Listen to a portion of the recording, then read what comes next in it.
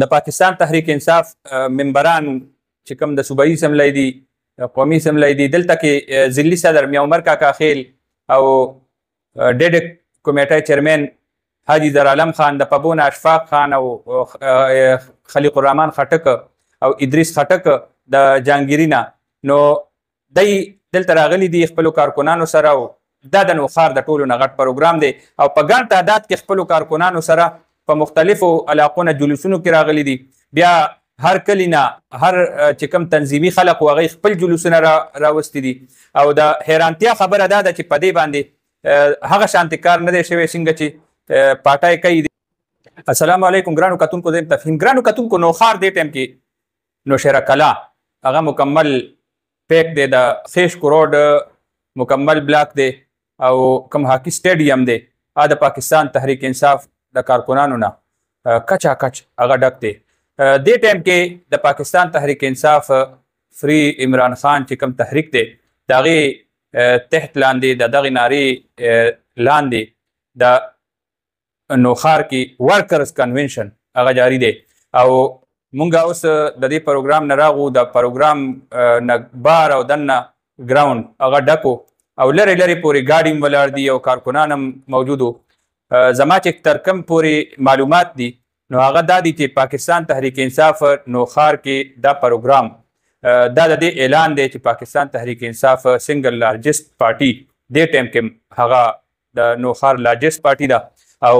د دې پروګرام ته د درېو واړو تحصیلونو نه خلق هغه راغلي دي. نوجوانان ډېر ګڼ تعداد کې دې ټایم کې په نوښار کې موجود دي او بل طرف ته که مونږ وګورو نو د دې دپاره هغه شانتې پروګرام هم نه دی چلیدلی چې مختلفو علاقو ته تنظیمونه ګاډي ورکړي او په فردن ویناګانو باندې مختلفو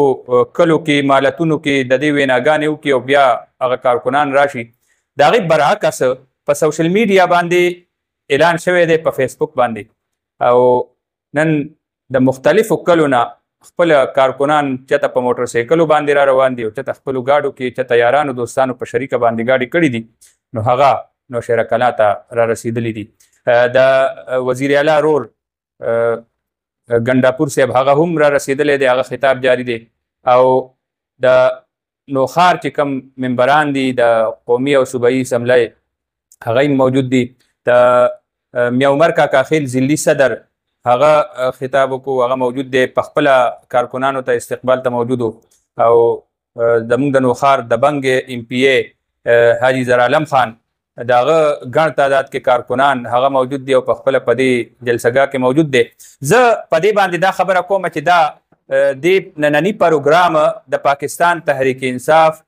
د را روان وخت لپاره د موجودګۍ یو غټ اعلان وکړو او داسې پروګرام د تېر څه وخت نه په نوښار کې پروګرامونه شوي دي خو هغه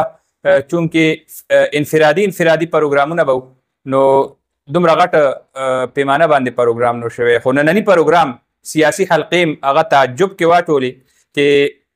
نه خو هغه شانتې تنظیمي لحاظ سره دې دپاره کار شوی دی د دې پروګرام دپاره نه انفرادي طور باندې دومره غټه ویناګانې او انویسټمنټ لا کار شوی دی او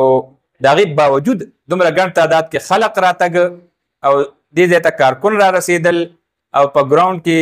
تر ناوخته پورې موجود اوسېدل، په خپلو خرچو باندې ګاډي راوستل، دا د دې ثبوت دی چې پاکستان تحریک انصاف په فیلډ کې موجوده ده.